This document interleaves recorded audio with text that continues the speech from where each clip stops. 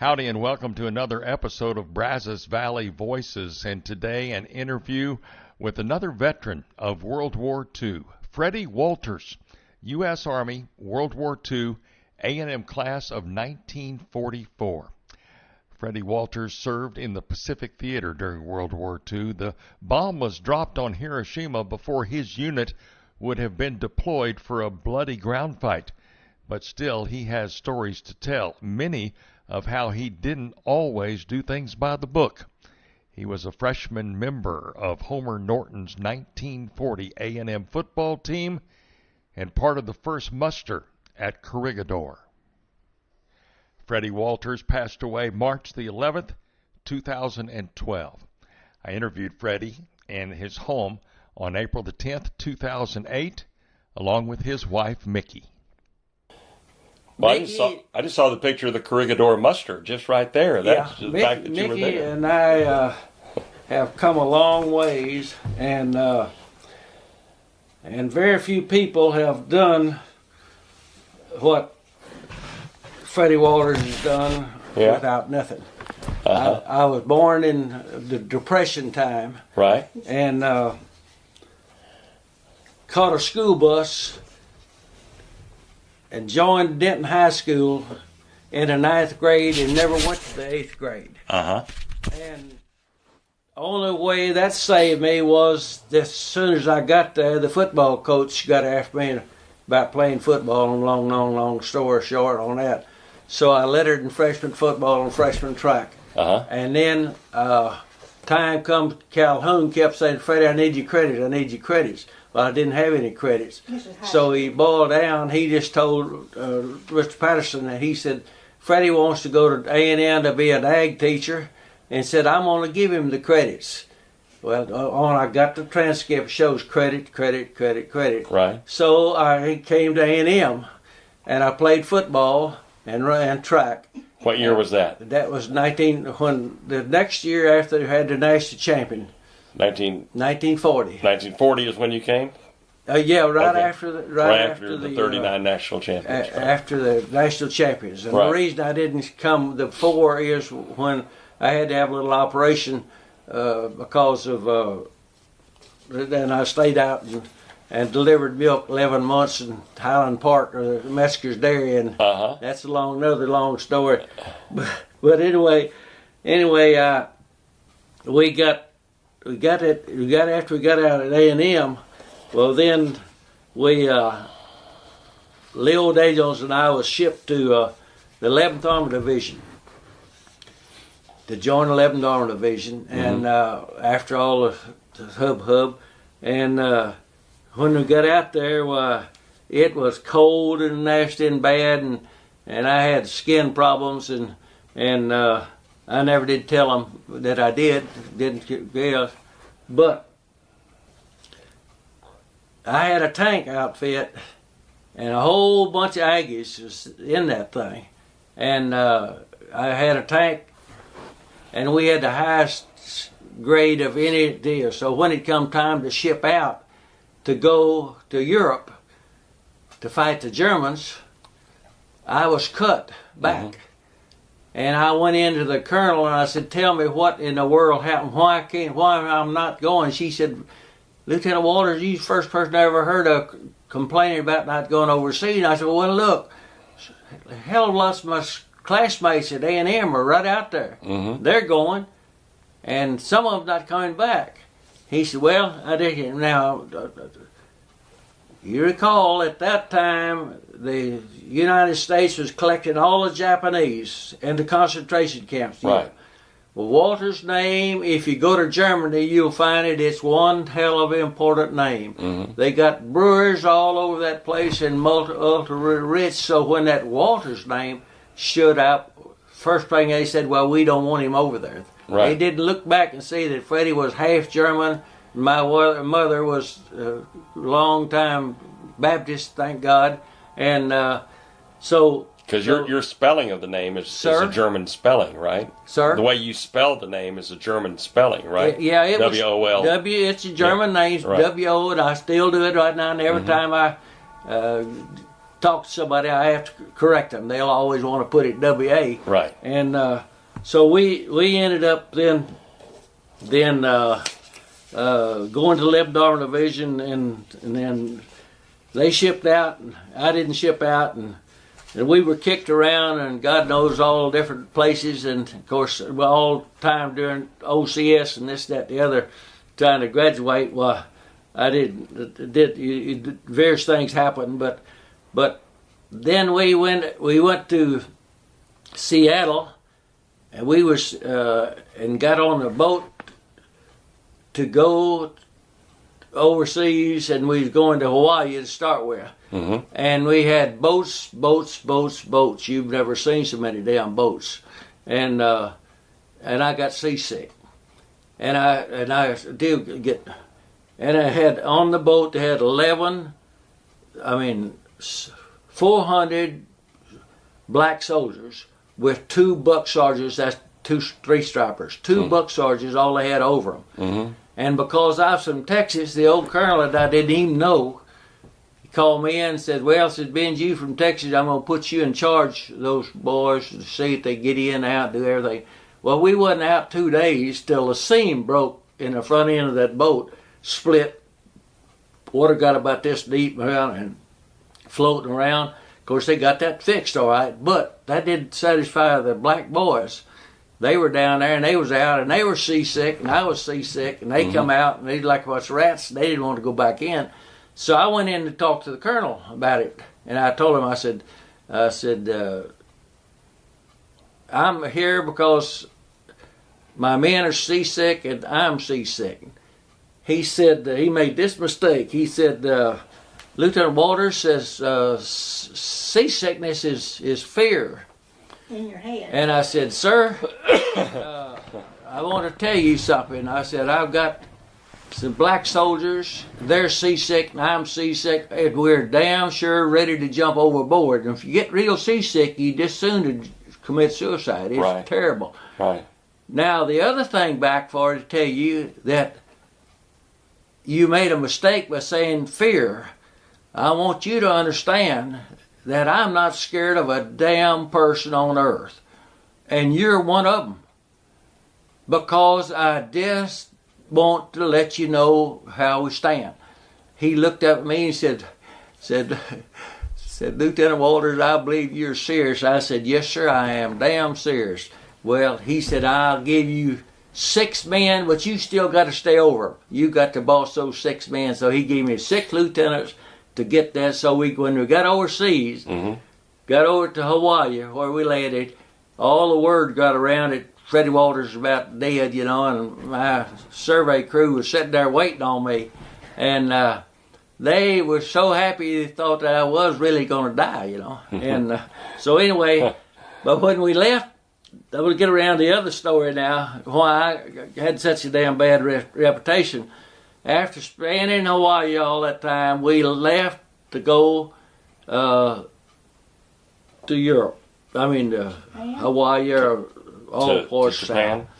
And the Navy on Hawaii had the boats all loaded and everything, and we had another new colonel, and he called me in and said, and Lieutenant Booker, and he said, I'm understanding if we want something done, call on you two. And now he said, now we got 50, and of course I was thinking about getting on that damn, everybody said, Freddie, you're going to just die with, seasick on that thing boat. And he said, I want you to get on, go down there, and I take your gear. And I said, sir, I've never even, I don't even know where it is, He said, oh, you find where it is. Said, we got 50 armored trailers sitting up there that the Navy didn't load. Now, you can put everybody to work that you want to, other than me, but to do what I said, oh, no, we don't need that. I got my crew, and we got the motor section, we'll manage.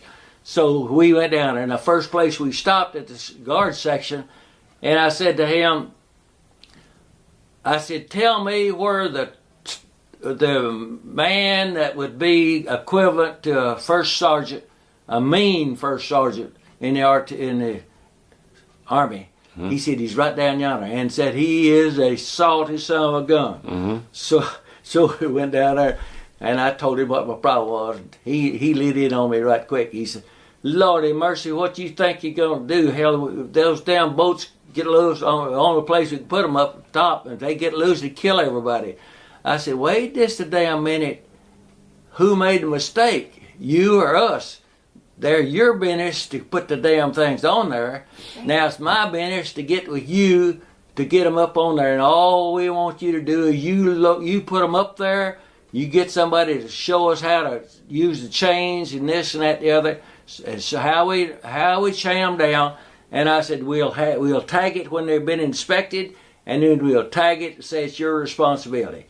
And I said, that's how we're going to handle it. And I said, we just want you to give us, so you can imagine what a chain and a boomer laid up on a ship, rusty. And so in those days we had some old coverall type clothes we could wear if we had to. So Sam and I got right in there with them, working right with them. And that was late in the afternoon. They worked all that afternoon, all the next day, and then up into the early part of the evening to get it all done. And when we got it all done, well then wasn't nothing clean on us but our eyeballs. And so when they started loading everything, well they was all nice and clean on. Wasn't but just a little bit. We met the colonel that assigned us to do this job, and he met us and he shook our hands. He said, I want to congratulate you. I've never so proud of anybody in my life. And I said, sir, I'm damn mad. He said, what's the matter? I said, I met Major Kane coming in right there, and he gave us hell for not being presentable. The officers supposed to stay clean and this, that, and the other.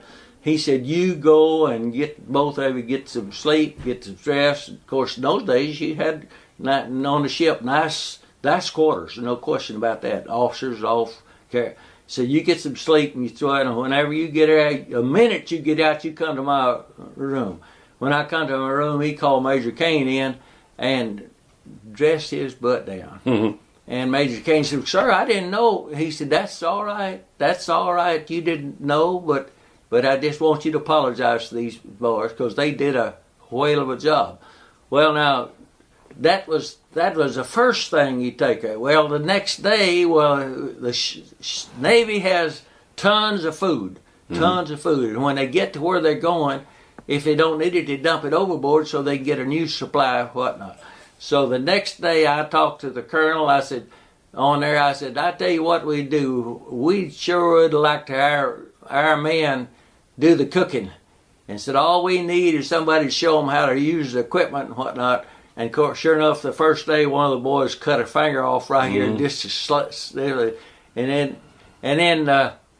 and then when we got through, I didn't ask somebody, could we do that? You know, I just went in. That typical my way of operating. I could.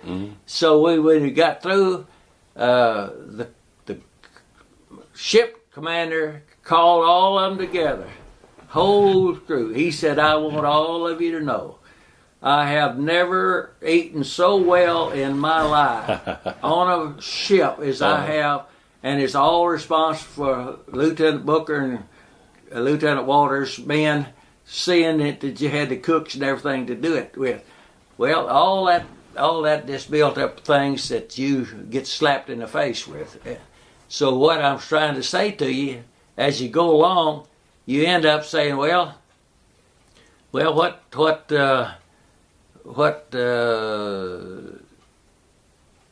we were wanting to fight the Germans, to stop the Germans. Right. That was first.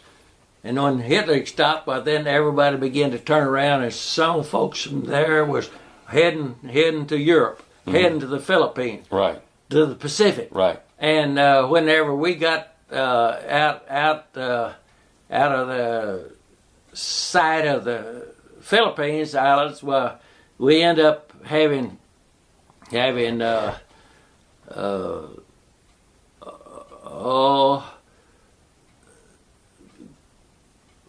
getting ready to go to Japan. We loaded on a flat bottom boat, and a bulldozer sitting in the front end, and I was assigned with all the equipment. And again, everybody said, "Freddie boy, you're gonna die on that ship," And so, what happened? Harry Truman dropped that first bomb, and the Japanese generals, they want to keep fighting. When he dropped the second bomb, then the little one, Hirohito, whatever his name is, he got in the act, and MacArthur, who said he left the island, waited out, and he said I'd come back and return, and that was his part of the world, and so they ended up sitting. And if I'm saying to you is that we sat on the boat, and when they dropped the second bomb, they said, "Everybody just slow down here. Slow down, let's just wait and see." And then the war, it was over. It was over, all except finishing up. And I had this bad reputation of doing things, and Sam and I did, rather. So the little short colonel came up to us, this is just sidelines, come up to us and said, "All right, we could go home. Just a matter of now of getting ready." Said, "I'm going to Manila to find out when we can go home and whatnot." Said, "I want to come up," and said, I want you two to take care of it." Went up there to a warehouse, and it was just full of canned goods. You never saw so much canned goods in your life. And now, where was this? That was in on the Lady. Okay. That was where we Leyte. Leyte. That's where we was loaded to go, and then we didn't go out of Lady. Right. And so we went down there to the quartermaster and took a box of this stuff down. They said, "Are you serious? We don't want that stuff. We got tons, we don't want it." And I said, "Well, what we going to do with it?" He said, "Just do whatever you want to do with it." And I said, "Okay, you write me a little note right here on this day that I came to you and talked to you, and you said you didn't want it, and says get rid of it the best way you know how. And then I'll have that." So we went back and got 6 trucks and loaded. First place, we went by the little towns, asked who are the head honchos. Every little community had like a mayor, everyone. So, and he is, and for hers now, we got to have. If we brought 6 truckloads of canned goods of every kind of thing in the world, could y'all unload it? And he said, "We can unload it." So we took a bulldozer and just loaded that stuff up, took it in there, and so all I told them, I said, "You back off, but you watch and see if they don't steal your spare tire. You keep your spare tire and you stay close around your vehicle." So one little sergeant said to the other sergeant, head sergeant, he said, "Isn't this sort of little bit illegal?" He said, "Do you want to go home?" He said, "Sure, I want to go home." He said, "Well, then keep your damn mouth shut and do what Lieutenant Wolters wants you to do, and we'll get out of here." We go. So he got that cleaned up. We got that cleaned up, and then he come back 2 days later. First place, when he come back, he went down there and looked at it.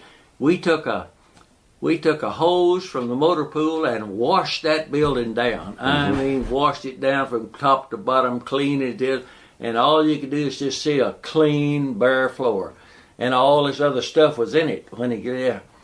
So he come back, and his face, he little short fat guy, and his face turned red as your shirt, but he didn't say. He looked back and he said, "I tell you two, I don't know how you did it, but whatever it is, I don't care." Says, "Come back in the morning, I've got another job for you." So we ended up having to get with all the armored stuff, like machine guns and this, that, and the other.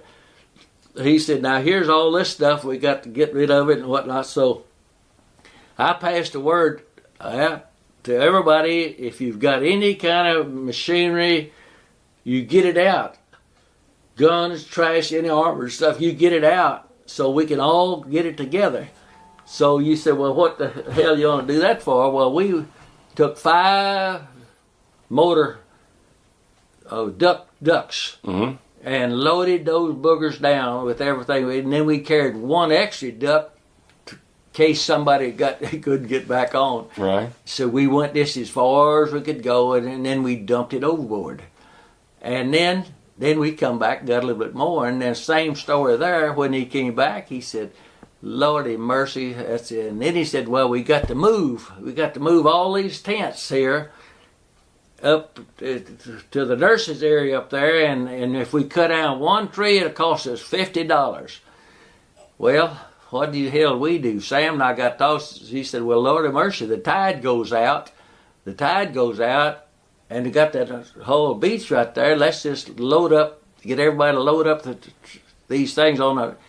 And we had lots of damn trucks and stuff. We loaded them. And we went up the damn beach with that at night. And then we'd have a crew on both ends to unload it. And then got those things off. And then we asked him to come go inspect it. He did. He was a little bit shocked. He didn't ask it. But he saw a tree out of line down there. And I said, "Well," he said, "a tree out of line." I said, "Well, sir, if you go look, there's a coconut tree there." He said, "That's okay. That's okay. There's a coconut tree." So anyway, those are the things that Freddie Wolters and Sam Booker and I went through for all these years. And he's from Alabama. He always called me every Christmas. Football He and Sarah, huh? Every football season. Yeah, every football season. He's Rabbit Arbor Agate. And he always called me, and then I want to finish the story on it with him. He called me, and I got ready to go to the hospital. Mickey and I spent lots of times in the hospital, and various things, heart this, that, the other. And last time I think it affected everything I did except my tongue. And I said, "If you leave my tongue alone, I'll make it." So anyway, I called him, and I was getting ready to go have this operation.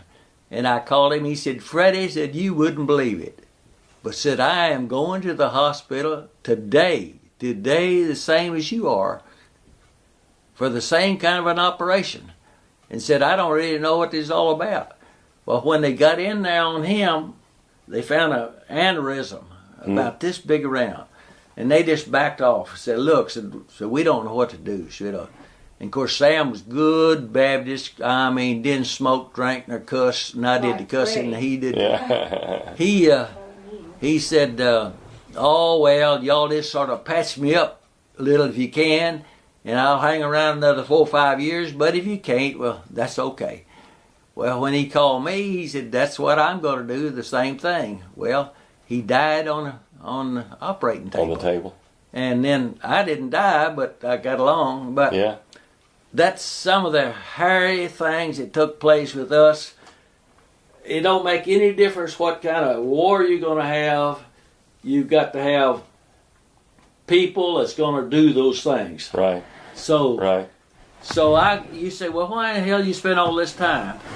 I'm spending this time. If you decided you want, after all this talking stuff, if you want to, we can make a call on the hearing aid things, not back in, not got one hearing aid in, and if you decide after thinking about this that you want us to do it, then you sit down where you can see, and then you ask the questions that you know that you're going to get there. You asked Freddie, said, No, I understand. No, I want to tell the story. Follow what I mean? Yeah. You can ask the question, and then you know how I'm going to answer. Exactly. And you don't have to ask anything that you don't want to. You just pick them out what you want. No, that's fine. Now you said that you were in Korea also. Is that right?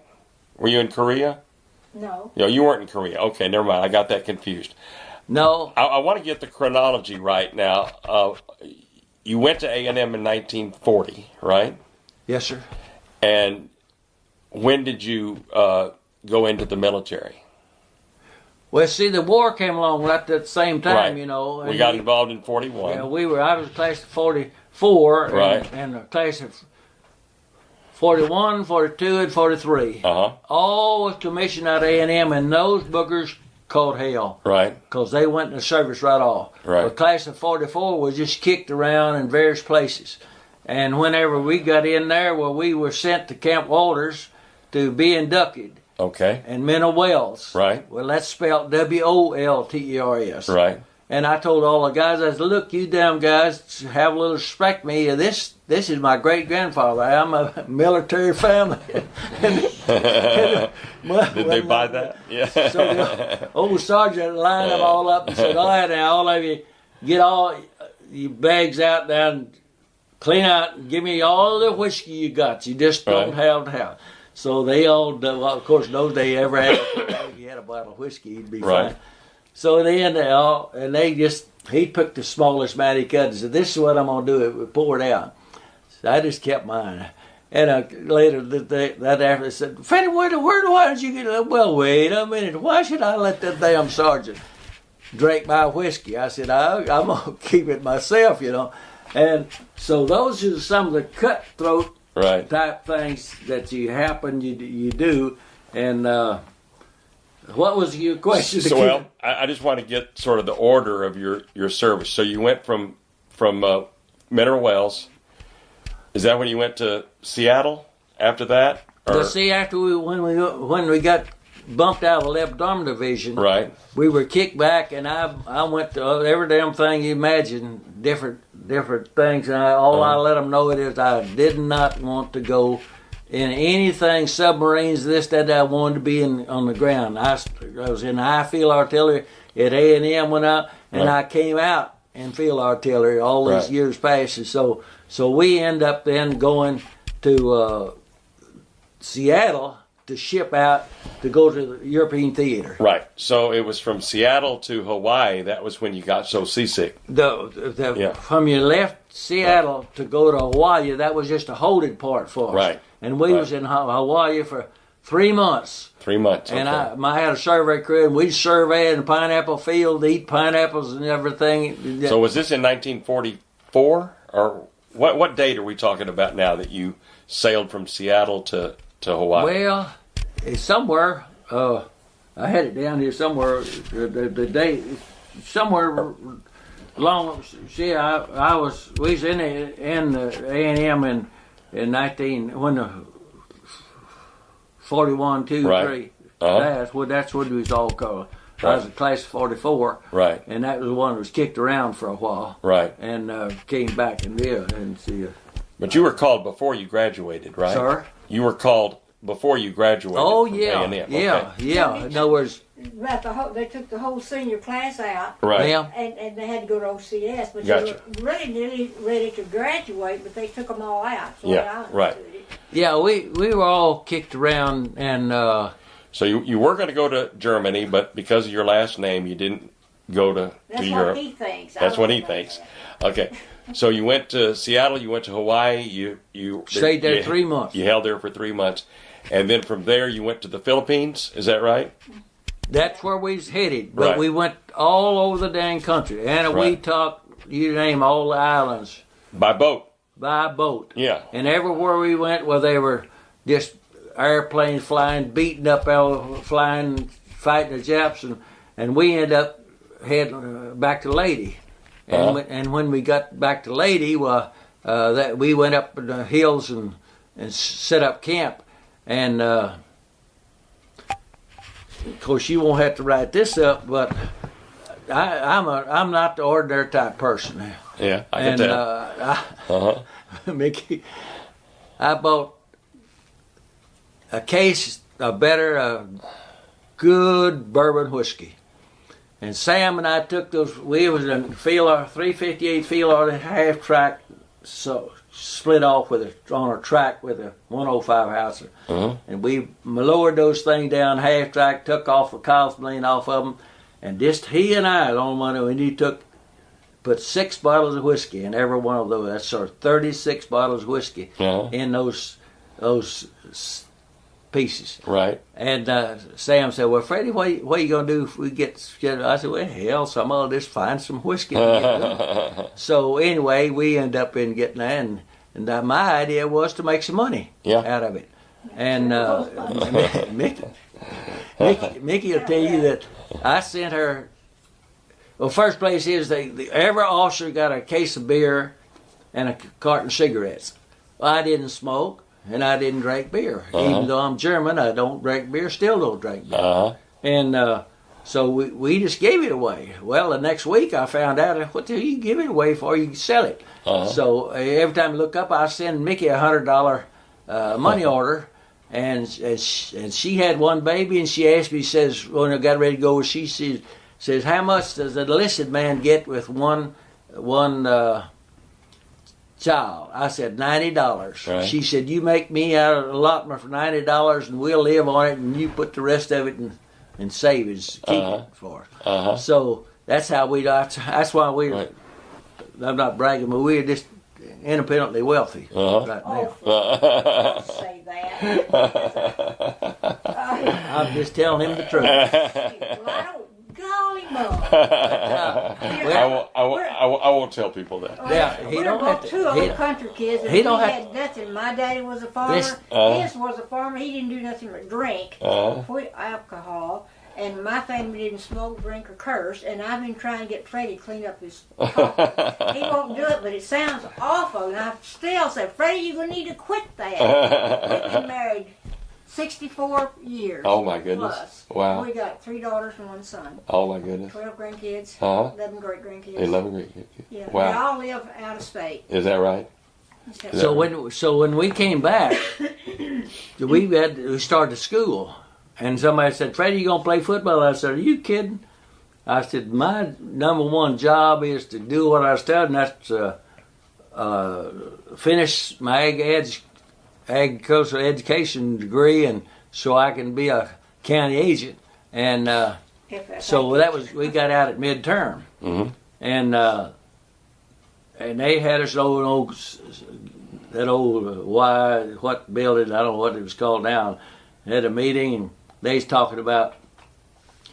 So I held up my eye and said, "Sir, can't you mail this damn thing to us? We don't have to stay here with all this stuff, we don't." And he sort of stammered in somebody organized and said, "If Freddie Wolters says that's what we need to do, that's what we need to do." So we went home. Mm-hmm. Didn't have any graduation exercise. Yeah. So I tell everybody that when I got back, as soon as I got back, I got my BS degree. I signed up for master's degree so that I could wear one of those little funny hats across the state. But so were you? Yeah, I want to go back to in Japan and your service there. What was your job title? I mean, what were you? Were you a artillery gunner? What were you? No. Where was you? What was your job title? What did you do actually? What was your main? When you started from the lady out of the lady? Yeah. Well, I was a captain at that time. Right. And there was doing all this mess. I was an officer. You were the officer. You had people under you. Oh yeah. Yeah. Okay. Tons. And Sam Booker had the motor pool. He had the most of them, and I had a survey crew. Right. And so we had just lots of things happen. Were you involved in some skirmishes and some battles or anything? No, that's what I tell everybody. Right. I tell everybody. I said Yeah. I tell everybody, but I that said, ended. the whole business of the war is getting prepared to get killed. Right. And all this write-up about the World War II heroes, some of you see where they bogged through the mud and bogged through the and dug holes, got under tanks and all this, that, and the other. Well, I didn't have that. Right. I had it the other way around. But I tell everybody that when time comes, and I get to heaven, I'm gonna look up Harry Truman, and then the next person is I'm gonna look up my mother, because she's the greatest person on earth. And then this third person I'm gonna look up is my wife, in that order, and she understands that. She understands that. And my mother was the greatest person ever lived. When I had 2 brothers and 2 sisters, and they was all over, and then they just skipped them, and they had Freddie. That's the reason Freddie was spoiled. He was the baby, So- even though they had so I was exactly the baby. nothing. but he's got partiality. All they But did I'm was the work only like one that got slaves. involved in military and all this other stuff. Right. All the rest of them. And so when I went up to Fort Sill to go to school to become an officer, let me tell you something. I didn't have any slightest idea that I'd pass it. And I didn't tell anybody. I just going to up to Fort Sill, and where they made a stupid mistake is military they changed some 90-day wonders way back on this 90-day wonder. Mm-hmm. They changed that total program to 17 weeks, and I had 144 boys that from A&amp, and they were stupid enough to put half of them in one and half of them in the other. Well, as soon as that first class went through, they took everything, notes and stuff, and then they passed it right back to the second class. Mm-hmm. And if this boy up at the top fouled up, they didn't kick him out, they just dropped him back with those. So we all graduated, and when they got through, it was about 9 o'clock at night, and I called my mother to show you. We just didn't know. Called my mother, and I said, Mama, I said, you're talking to Lieutenant Wolters. She said, what?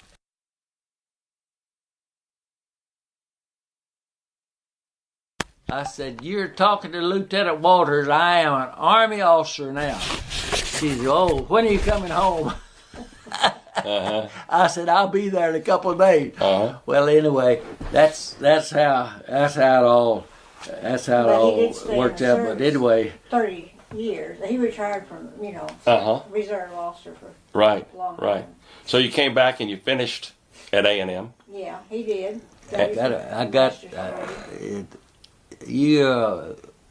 When I came back, I ended up getting ag eds, like I said, Mm-hmm. and I had the World War II come along. They had veterans that's going to school, so I went to Bonham, Fannin County, Mm-hmm. to teach veteran in their vet school. Uh-huh. And so when we went up there, well then Teaching how to farm. how long we stay up there, Mickey? A couple of years, wasn't it? Not very long. I don't know. You got. And then when they came back, then I started back. Oh, I'm slipping. Mhm. When I came back, I never dreamed in my stretched imagination that I would be asked to come back to A&M. But ag teachers group where I had 18 classes, and Mr. Fluhardt and his secretary, they were over it, and I had Dodd Field out there and just a few miles out, and he called me in one day. He said, well, we're going to get a supervisor over those 18 and said, Freddie said, you just too young. Says, some of these boys are way old enough to be your daddy. I said, that's all right, Fluhardt, I'm not going anywhere. My wife just got was his second baby? Tim was born. Tim was born. I said, we're not going anywhere. And so it just happened that same day Mr. Alexander called, and so said, you want to get Freddie to call him. And so Mr. Fluhardt called me in the next morning and said, Freddie, you suddenly got old enough. We're going to make you you the coordinator over this side. I said, that's not necessary. I already told Mr. Alexander I wasn't interested in having a county ag teacher's job over at Crockett. Mm-hmm. I just wasn't interested in it right now. And so we end up coming back to A&M. And immediately time I got back, I started school, and the most important thing is, Mickey and I had enough gumption. We thought that's what we should do, and that was stay in the service. In the service. Just didn't dawn on us, And so we stayed in the service and stayed in 30 years. So I retired as a full colonel. Right. And as a full colonel, you got TRICARE for life. Yeah. And I will tell you that Ronnie Hale at the bank and Stegall and on, all got TRICARE for life because book was saw to it they could stay in and summer camp and keep going. Right. See, they And, went every week to huh? a meeting, and then every summer they took a vacation and went to summer camp every Right. week, every 2 weeks in the summertime, and every Thursday during the year. Right. So, but didn't ever dream that we was doing it because we thought we should do it. Mm-hmm. And that was a No, we really like didn't. that. We really didn't do it because we thought that yeah. that we'd get something out of it. No. We did it because we thought that's what we ought to do. Right. That's right. And Yeah. Yeah. I'd say sort of patriotic in Sure. sort of a To way. stay in. And Yeah. it turned out to be the most blessing you've ever seen in your life. Sure. And So far, of course, if I go 3 times a week to the rehab center to take exercise, and it darn near kills me. Huh. But I feel like I've got to have that exercise because there's not a man living that's got enough willpower to exercise or whatever himself. He procrastinate, Right. or sit in the chair and go to sleep or whatnot. So, but when you get up there, they post everything. Now, you didn't let him ask you all the questions. I know Freddie always takes the floor. He ought to No, all the that's talking everywhere No, we that's go. okay. I just want to make sure that I understand, Yeah. where he was, when, Mickey, and all that. I'm doing this on purpose. How many of the islands can you remember that you were at in Japan, where you went from?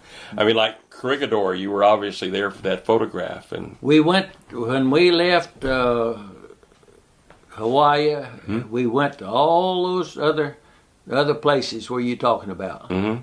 and when you got to all those places, well, because I did those things, I was promoted to be the mail clerk, to get off, to go in, and nobody got off. They said quarantine, and you can look out across it.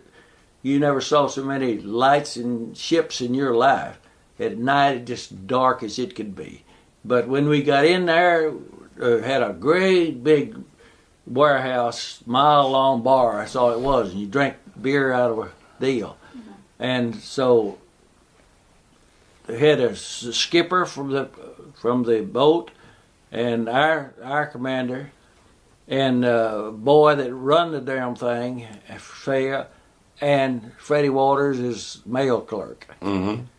And so when we got out there, I went in the bar and I bowed and here the great big old red-headed boy said, aren't you from Texas? I said, I sure am. He said, Lordy mercy, I could just read it all over you. So he just kept filling out that can. When I got out, all I had was a can of ice full of whiskey. Uh-huh. I carried it back to everybody, and then I'd go back and get some more, and go back to the same man. So everybody got tight, and there wasn't any harm in it, particularly, except when that little old boy on a running boat, he irritated a little bit. He turned real quick, and when he did, he just dumped everybody in the water.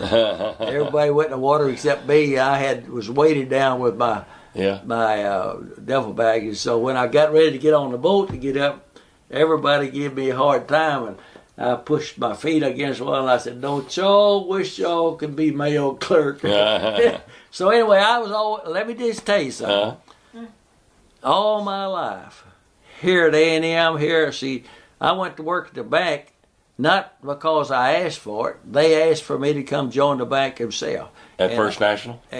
No, City National. City National. Downtown Bryan, Bookman Peters' daddy came out to the plantation. I didn't tell you a while ago. Whenever they called me to come back, how I got back to A&amp, Jocko Roberts was asked to coordinate all the move from across the railroad track.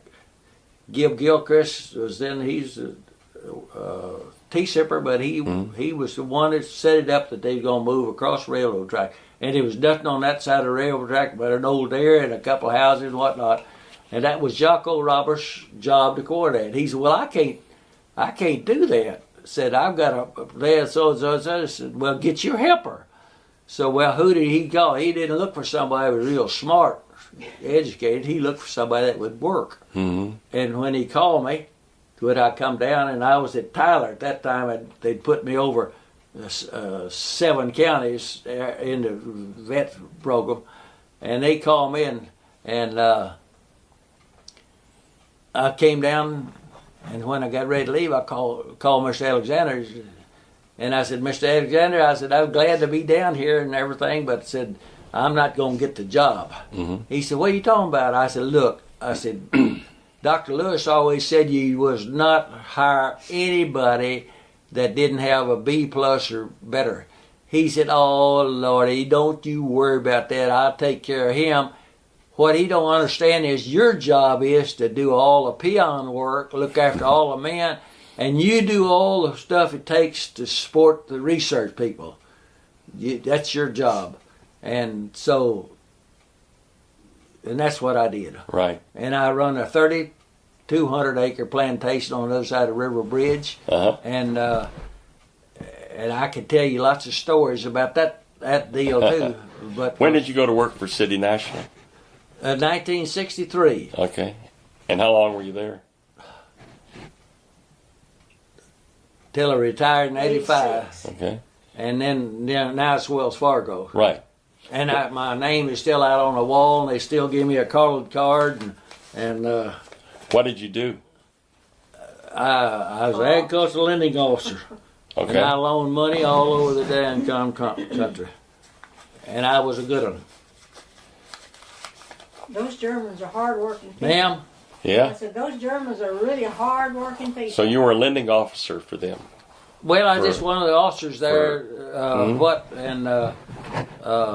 We had a point. Finally, got everybody. Things changed a little bit. Every while, somebody come along and see. I dealt with people out in the country, and if they called in and you hold or whatnot, they might be on the damn telephone at the filling station or something.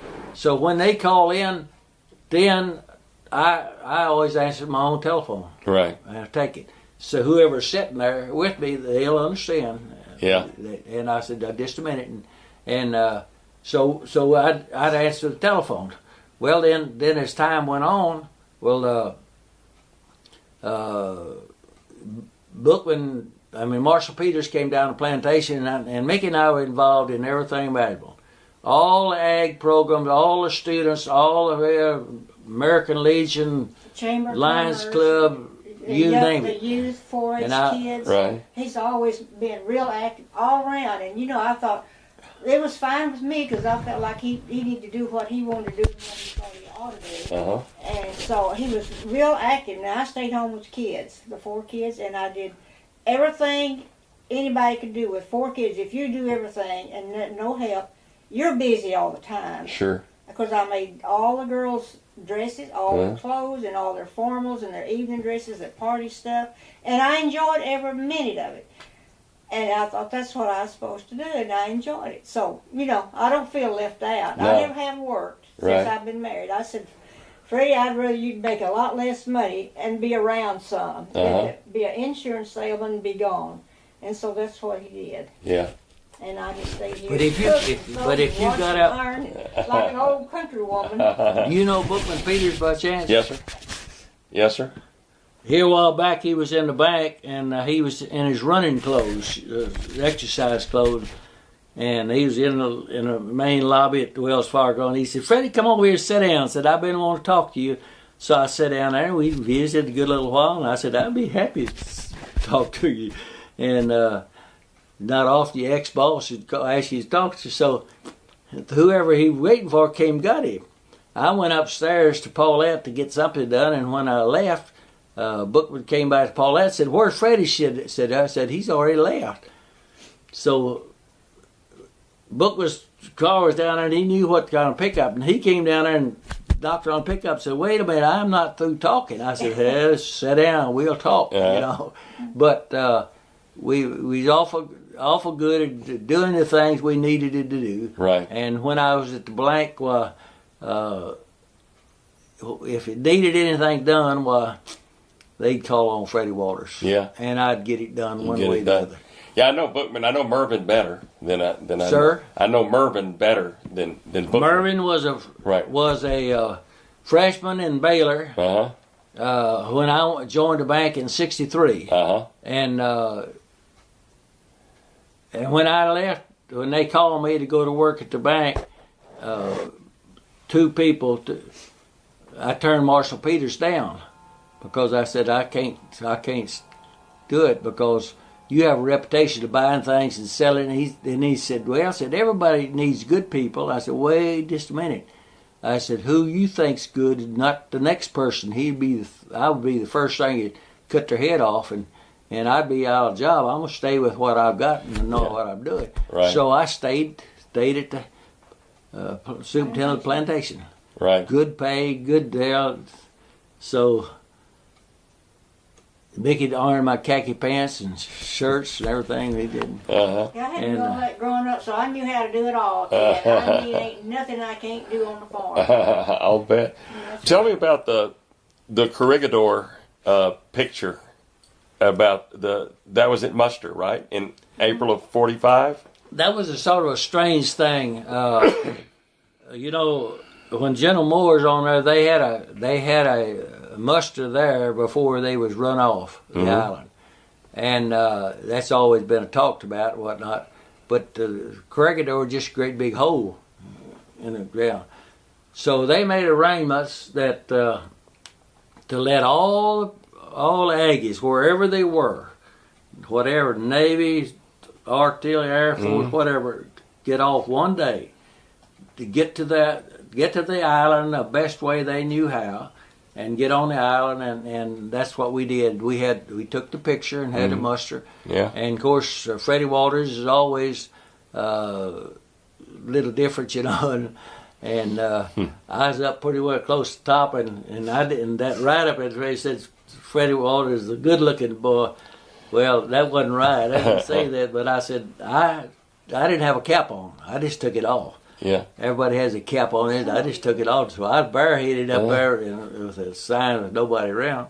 So we stayed there that day, and then we went back to our place of businesses, wherever we were, and that's whenever we were loading to go to whatever areas that we was going to go to. Yeah, wherever you're going to go next, right? But that's how that took You place. thought he was going to Japan, but when Truman dropped the bomb, well, it ended the war, so y'all was just getting ready, not knowing that this was going to happen, of course. Right. But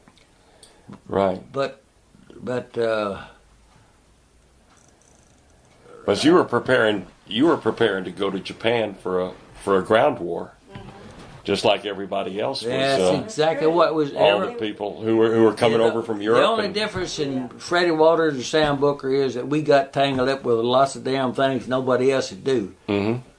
Willard Flowers. Well, I want. You got a little more time? Sure.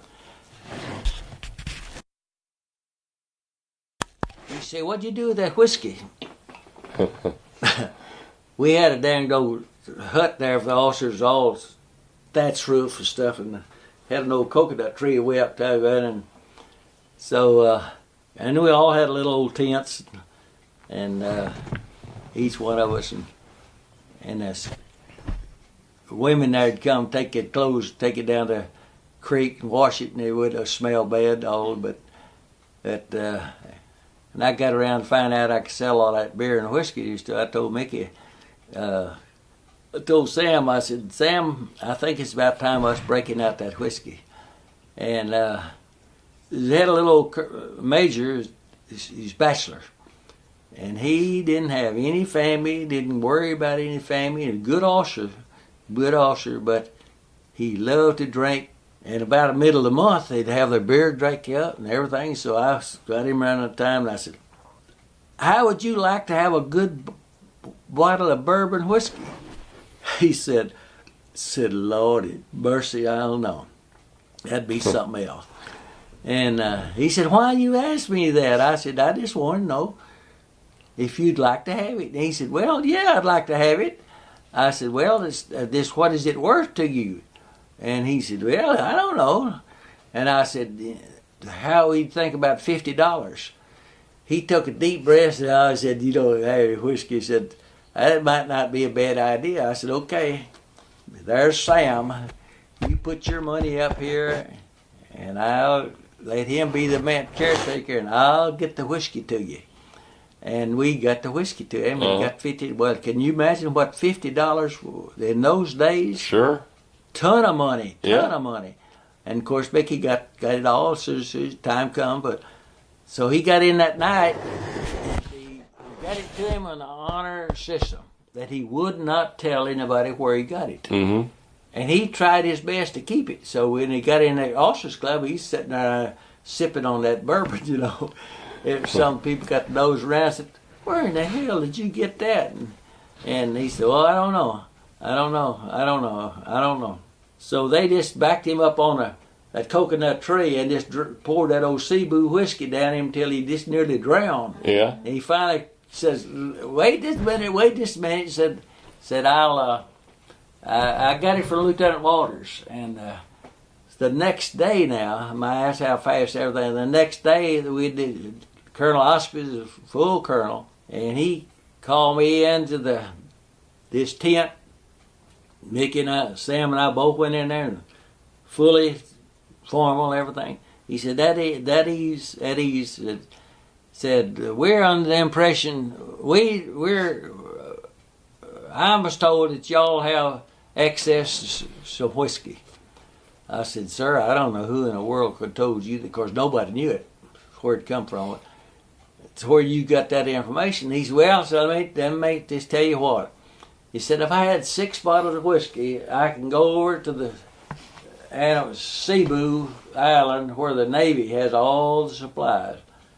And for 6 bottles of whiskey, I can get enough supplies to build 2 houses, completely furnished with commode and lavatory and everything, and heating system, and you name it, we'd have it. I can get enough ice cream mix that we can put ice cream makers at the end of each one of our deals. We can have ice cream every day, 3 times a day if we want it. We'll get a reefer, rubber tired reefer out here, and hook it up, and all we got to do is take our boats, our trucks, and go down there and get in line, and when the Navy unloads his boat, we just load it on ours, and then we go down a little way, we turn around, cut back, and come back up here and unload that beef in that thing. But so we eat like kings and queens. But with Archie Willard Flowers was the company commander in one of those units. To this day, till not too awful long ago, I asked him, I said, where do you think all that ice cream stuff come from?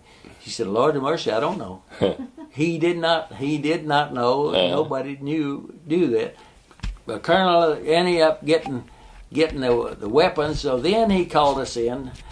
And he was very formal about it. Didn't know. He called us in and says, how would y'all like to be seasick, airsick? I guess same deal. He said, how'd y'all like to be forward observers? And I said, oh, sir, I couldn't pull that. I'm too heavy. He said, Lieutenant Wolters, I can handle the weight.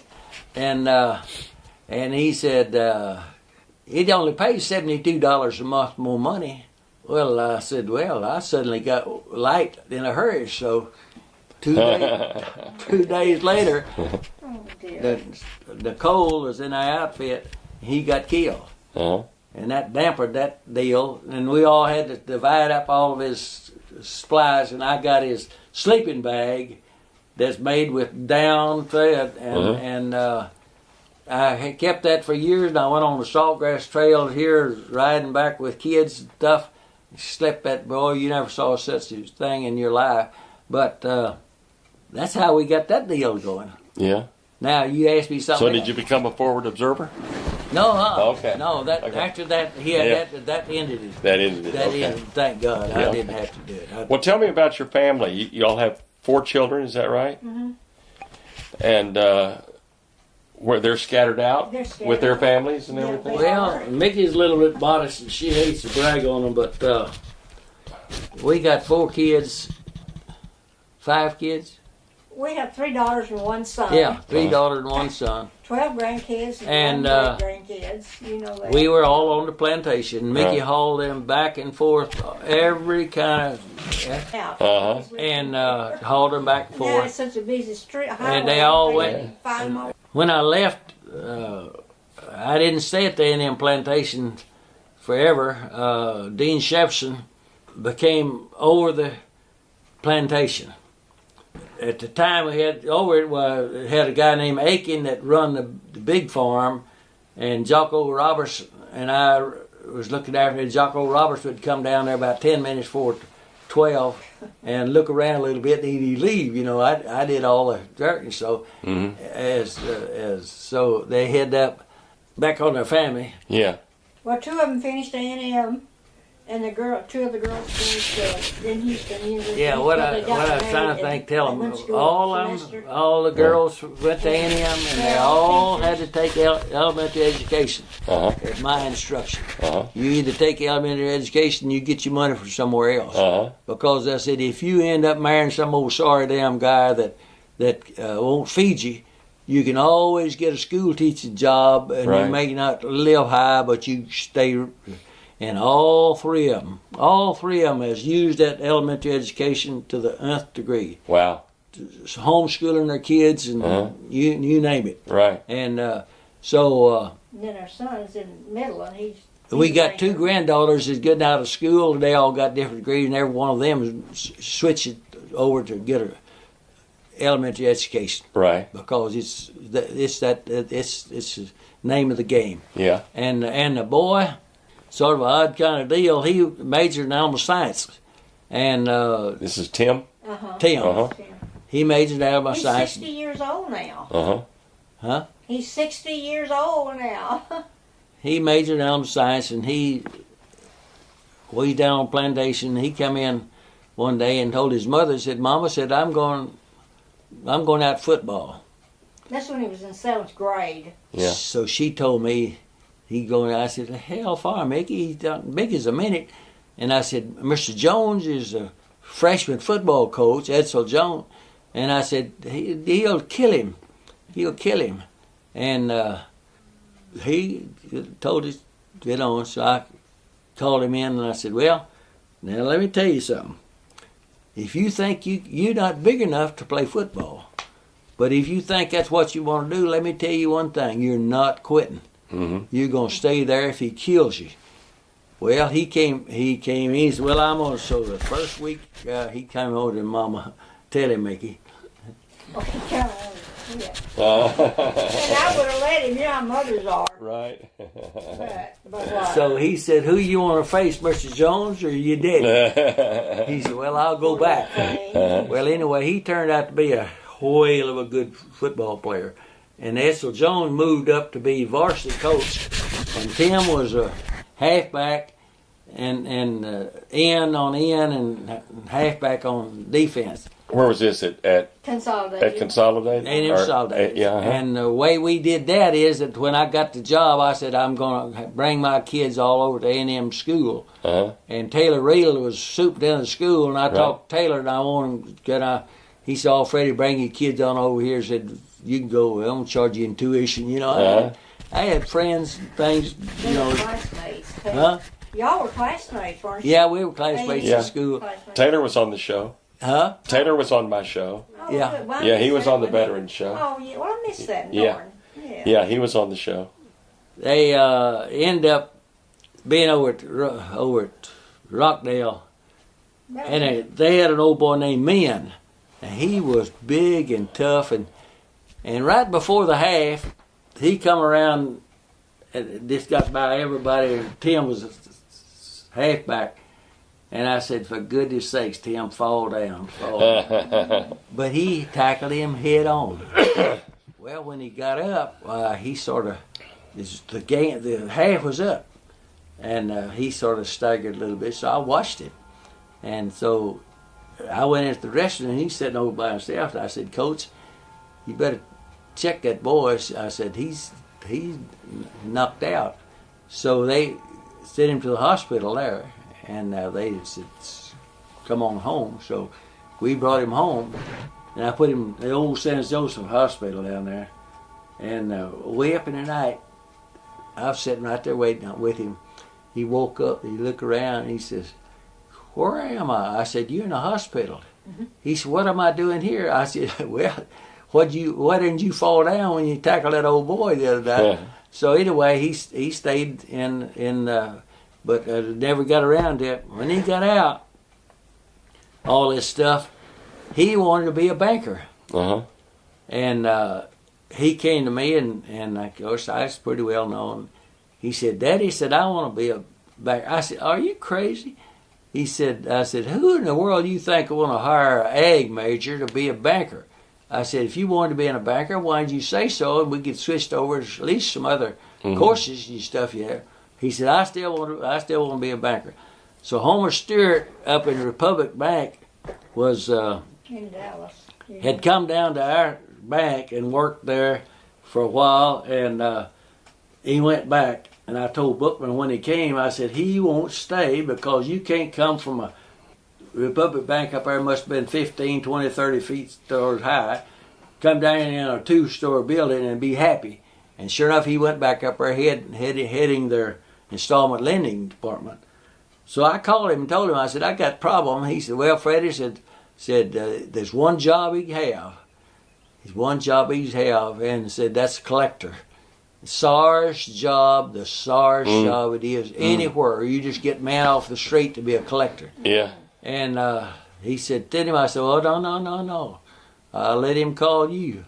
Let him call you to ask you about it. And then when you get him up there, well, you talk to him about you tell him sort of what you ought to. And then it'll be his working. So when he come back to the house, I said, now let me give you some advice. When you go out to collect, somebody is gonna sign a $50,000 note with somebody that's a friend, and he hadn't paid it. He's sort of waiting around. He got the money and everything, waiting around.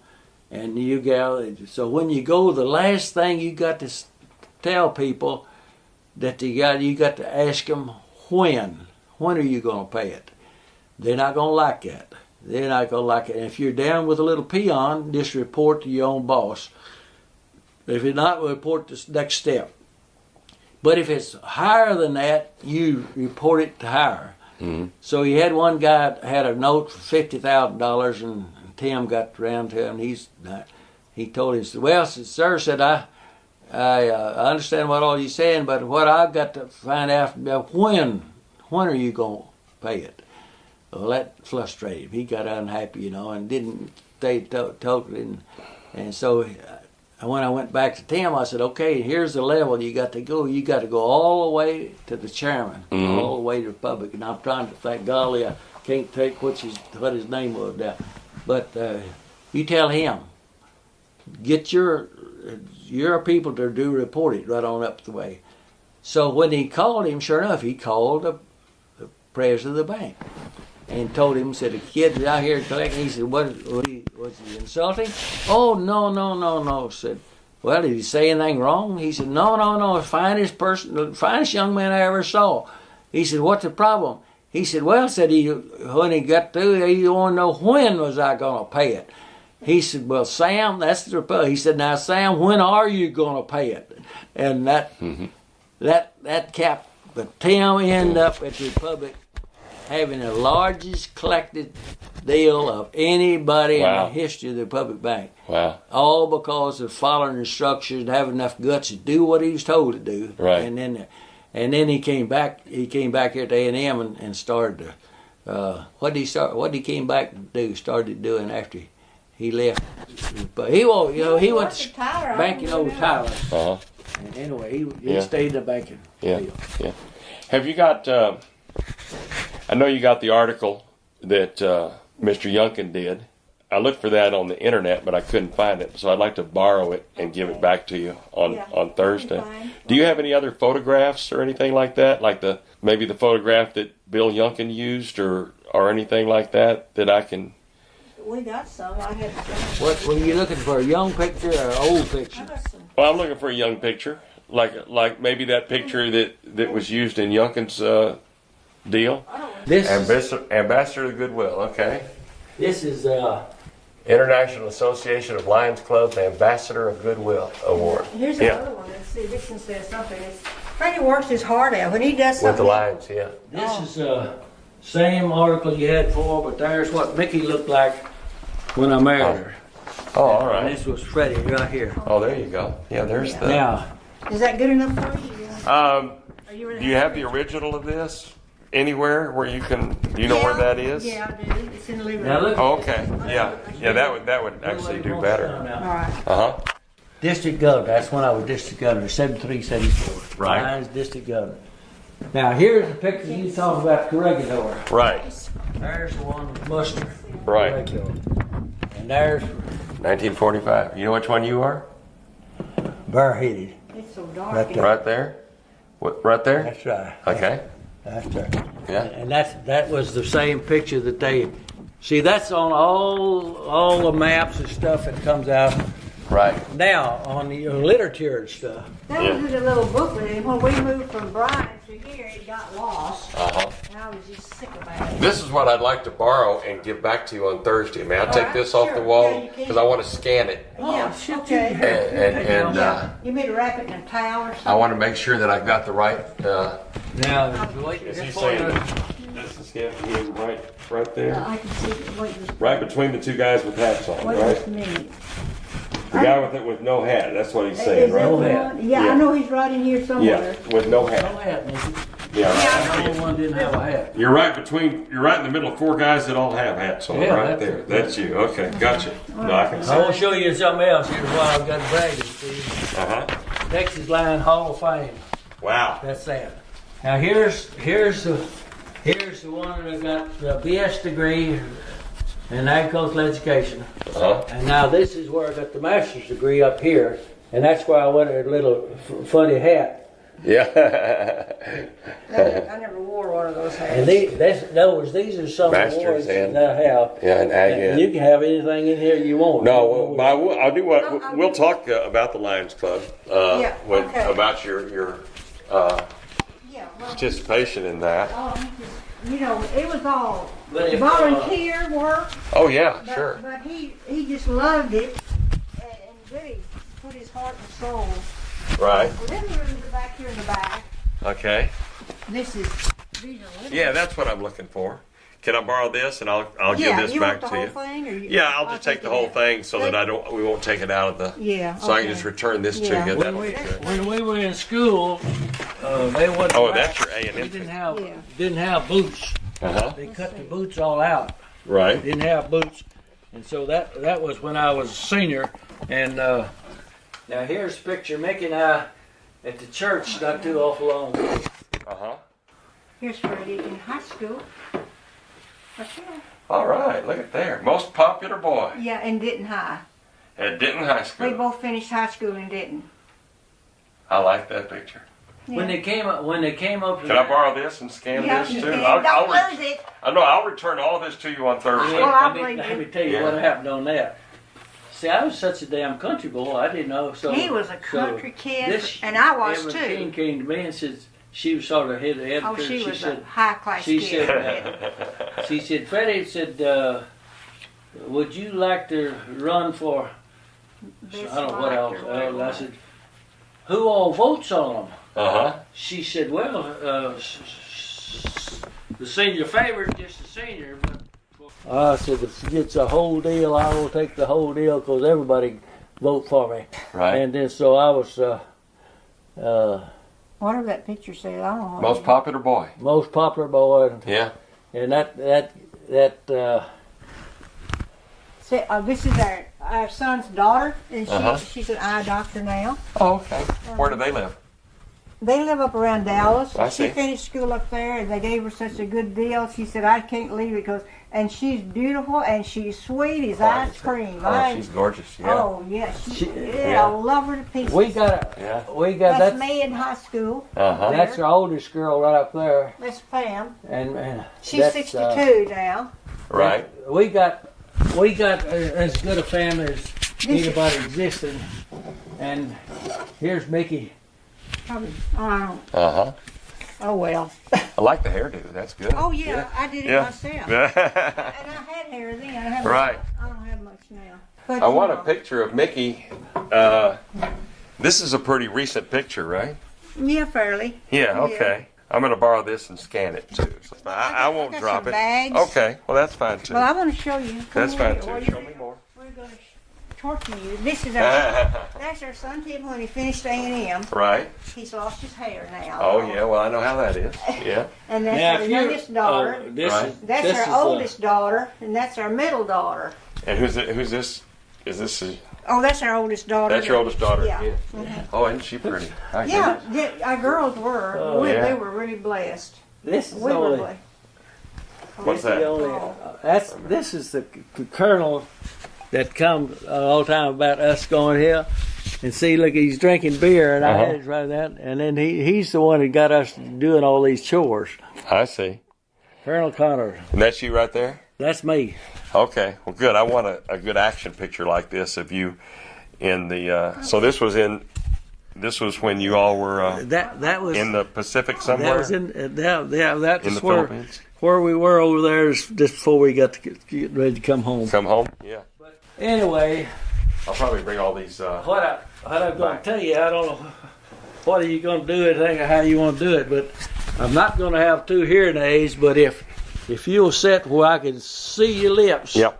and you can then you got a good strong voice. Right. You talk, I can hear you and I can understand you. Well, we'll be about the same distance apart that we were in there. Okay. Maybe a little farther apart, but I'll be sure and speak up. Okay, and I will be on this side of you, which won't be the if same. you be on the side where I could, this hearing aid will be on that side, and I can read your lips. Okay, so you will have some sort of hearing aid. Oh, I got one. Right. Oh, you've got one in right now. Damn thing costs a fortune. I see. Okay. I mean, it's Right. one of those expensive. And if I need to repeat something, that's fine. You just say what you say. And it's one of those digital kind of deal. $1,800 a piece. Right. Damn things and Wow. all I got left is this one. And he got a mold made for the other one, and he had to send it over. He put a white deal in there to get one like this. Right. And So, here, yeah. So you have one normally in both ears. sir. You have one normally in both ears. Yes, right? sir. Yes, sir. And that's Okay. what I lost it down to the pasture. I see. And I never could ever heard. Just like I had a cell phone, I lost it down to pasture. I'm always Right. losing stuff. Where was the plantation exactly? Was it out near Snook or was it? Oh, you know, How far out was it? when you cross the river bridge, Right. The Cross Brazos the River river Bridge. bridge. The land immediately there, all the way back, is the plantation. Okay. Now it's changed a whole lot now. When you go down there a little bit to land, they got a bunch of buildings and stuff in there. But when I was down there was nothing but land all the way across that thing. Mm-hmm.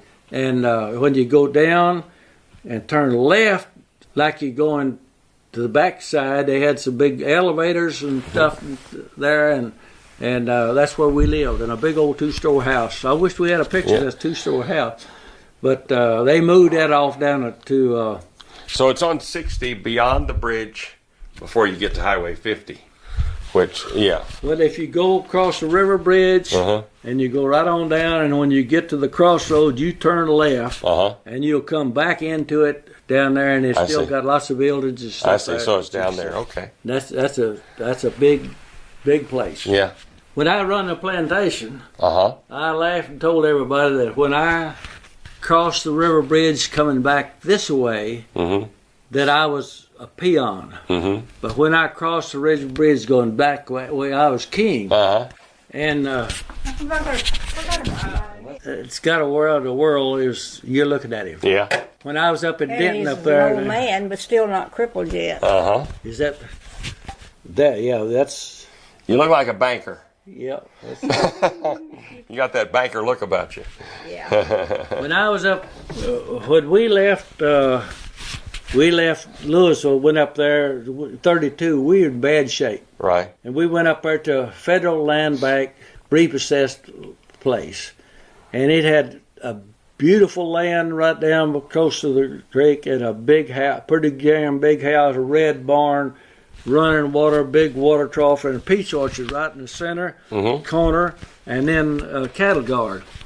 So when we got there, we left Louisville. I drove 2 mules to the front of the wagon and 2 mules behind it with a big old hay frame with sacks of ground feed on it loaded down. And then I had a rocking chair up on top that I sat in. So when we got down through Denton Bell Avenue, and we came right down through it, and we were 7 miles north on Sherman Drive. And when they got by there, I got a home, and I told them, in those days, he said, well, we had good equipment, but all the people other helped move the stuff, and I had to take the mules. Right. And when we got out there, we got out, and I told my mother, I said, I'm so stinking mad. She said, what's the matter, Freddie? I said, when I come to those little old girls going across their CIA with their tennis court rackets on, and they just died laughing at me. She said, well, Freddie, why don't you look back up on them? And the rocking chair was just, when I got off, I just sort of got off and pushed it off. And it just, It's TW, no, it's TSCW. It was TSCW, now it's TWU. TWU. Why don't you tell about this picture? You start with your story. Okay. That's been in magazines and around. It's a round barn up in Denton County. And my dad's sister was an artist, and she painted it. It's watercolors. Yeah. And it's real old, but it's been kind of redone. That's not exactly, but it is round. Right. And it's just kind of interesting because it's been in magazines and stuff. Texas Magazine. Yeah. I've seen it. Yeah, that is. Yeah. So this is. But anyway, back you're not gonna give me. I'm sorry, I don't have lunch. But we No, we that's took fine. over a taxi in this morning. Uh-oh. Freddie come back and forgot. Half of them, and so for every time we got $1, each one of them got a quarter. And so each one of them got somewhere around $26,000. Wow. All of them blew it in except the boy, and he used it to build a house. And Mickey and I Mickey said, Freddie said, this may not ever come again. Said, we just don't use a bit of it. So we put it all in savings. Good. And when this house came available, I had $160,000 available. Right. Available. And we offered cash for the thing, and they turned it down, but then they ended up coming back and saying okay. Yeah, it's arranged so goofy. I had backed out, actually, but they said, when can we close? And Freddie said, we can close right now. And so he'd already committed in saying that. Or we would have backed out. Mickey didn't like it. I don't like the arrangement of it.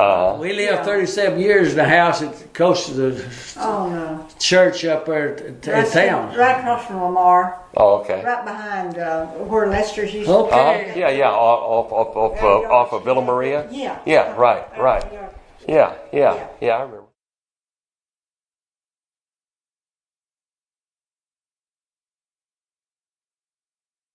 Brazos Valley Voices is very proud of its relationship with the Brazos Valley Veterans Memorial. It's tucked away in College Station's Veterans Park and Athletic Complex at 3101 Harvey Road. It's a hidden gem for sure, a 12-acre site dedicated to veterans from our nation's major wars. The Brazos Valley Veterans Memorial includes life-size statues, a wall of honor, interpretive panels, and memorial sites. It was chartered in 2000 as a nonprofit corporation. The Brazos Valley Veterans Memorial is supported by generous community residents, organizations, and partners, including Brazos County and the municipalities of Bryan and College Station.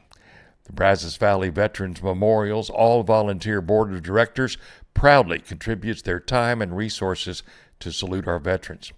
Their mission is to proactively pay tribute to veterans through an educational venue where future generations can learn that freedom comes with a heavy price. Former President George H.W. Bush helped dedicate the Brazos Valley Veterans Memorial on November the 10th, 2002. Bush said at the time, "The Brazos Valley community can stand proud. The names that mark the memorial showcase the sons and daughters who gave dedicated service to our nation so that future generations can share the freedoms we enjoy. Their task was great, their sacrifice even greater, but their legacy stands firm, and their memories burn bright." Bush later said the Brazos Valley Veterans Memorial is a similar quality to those at the famed mall in Washington, D.C. Within the Lewis L. Adam Memorial Plaza sits the 250-ton red granite Wall of Honor, which serves as the memorial's focal point. The wall bears the etched names of more than 5,000 veterans representing all periods of U.S. history who are family and friends of Brazos Valley residents. Notable names include 24 presidents and former Texas A&M University students who received the Medal of Honor, the nation's highest military award. The bronze sculpture mounted at the top of the wall depicts a GI carrying a fellow soldier to safety. The statue is the work of artist Robert Eccleston of Schuyler Falls, New York. Do you have a beloved veteran that you would like to add to the Wall of Honor? The veteran may be living, deceased, or active, and does not have to be a Brazos Valley resident. The cost is $150 per name, and the application deadline each year is August the 15th. New additions are recognized at the annual Veterans Day ceremony. Names received after August 15th will be recognized the following year. For more information on adding your loved ones or your name to the Brazos Valley Veterans Memorial Wall of Honor, contact the BVVM at 979-696-6247 or email them info@bvvm.org. Or you can go to their fantastic website. It's easy, bvvm.org.